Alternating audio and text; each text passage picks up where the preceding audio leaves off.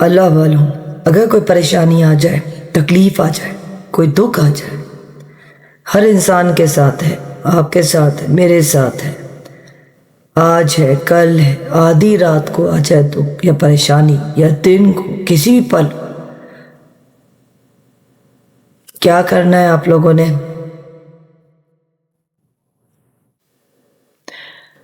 دو رکعت نماز نفل، صلاۃ الحاجات، صلاۃ التوبہ کی نیت کرنی ہے، کہ نفل نماز میں تو ہم کتنی بھی نیت کر سکتے ہیں۔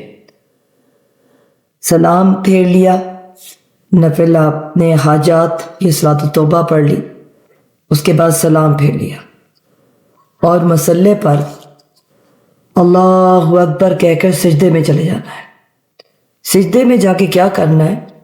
آیت کریمہ 40 بار پڑھنی ہے، یعنی کہ 40 ٹائمز، مگر پڑھنا اس طرح ہے کہ پوری توجہ اس آیت پر ہو۔ لا الہ الا انت سبحانک انی کنت من الظالمین۔ اور یہی نہیں، آپ پر یہ کیفیت طاری ہونا لازمی ہے۔ کیا کیفیت؟ کہ یا اللہ میں ہی ظالم ہوں، میں ہی ظالم ہوں، تو پاک ہے، تو بلند ہے۔ جب خوشحالی تھی تو میں تجھے بھول گیا، جب تندرستی تھی میں تجھے بھول گیا۔ اپنے گناہوں کا اعتراف کرنا ہے آپ لوگوں کو، اور ایسا اعتراف کرنا ہے، اس طرح سے اعتراف کرنا ہے کہ آنسو بہہ نکلیں، سجدے والی جگہ بھیگ جائے کہ یا اللہ جتنے بھی دنیا میں گناہ، سب سے زیادہ گنہگار ہیں، ان سب سے زیادہ گنہگار میں ہی ہوں، میں ہی ہوں گنہگار انسان۔ یا اللہ تجھے معاف کرنا ہے، اور کوئی در نہیں ہے جہاں میں جاؤں اور مجھے کوئی معاف کرے سوائے تیری ذات کے۔ اس طرح سے اپنا اعتراف کرنا ہے، اور اس کیفیت میں 40 بار آیت کریمہ پڑھنی ہے۔ یہ پہلے سجدے کا عمل بتایا۔ پہلے سجدے میں ہی اگر آپ کی یہ کیفیت طاری ہوگی، اور آپ سچے دل سے یہ اللہ کو پکار پکار کر کہہ رہے ہوں گے، تڑپ تڑپ کے یہ پکار رہے ہوں گے، تو آپ کی پہلے سجدے میں ہی دعا قبول ہو جائے گی انشاءاللہ۔ دوسرے سجدے کا طریقہ کیا ہے؟ جب آپ نے 40 بار پڑھ لی، اس کے بعد اٹھنا ہے، ایک دفعہ آیت الکرسی پڑھنی ہے، پھر دوبارہ سجدے کی حالت میں چلے جانا ہے، اور اسی طرح سے 40 بار آیت کریمہ پڑھنا ہے، بالکل اسی کیفیت کے ساتھ، بالکل اسی کیفیت کے ساتھ۔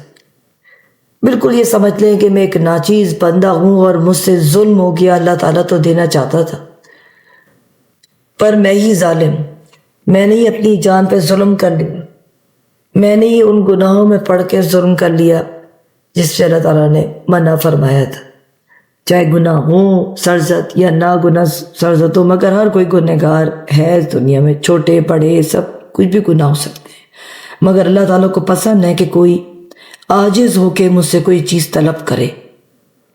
اور ویسے بھی اس دعا کا مطلب کیا ہے؟ لا الہ الا انت سبحانک انی کنت من الظالمین، تیرے سوا کوئی معبود نہیں، تو پاک ہے، بے شک میں ہی ظالموں میں سے ہو گیا ہوں۔ یہ ہے 2 سجدوں والا عمل اور مجرب عمل۔ حضرت سعد بن ابی وقاص فرماتے ہیں کہ ہم نبی صلی اللہ علیہ وسلم کے قریب بیٹھے ہوئے تھے، تو آپ نے ارشاد فرمایا کہ کیا میں تمہیں ایسی چیز کے بارے میں خبر نہ دوں کہ جب تم میں سے کسی شخص پر کوئی مصیبت یا دنیا کی کوئی بھی بلاؤں میں سے کوئی بلا نازل ہو جائے، اور وہ اس دعا کے ذریعے اگر دعا کرے تو اس کی وہ مصیبت یا بلا دور ہو جائے؟ تو ہم نے فرمایا یا رسول اللہ کیوں نہیں؟ تو رسول صلی اللہ علیہ وسلم نے فرمایا وہ آیت یہ ہے، لا الہ الا انت سبحانک انی کنت من الظالمین۔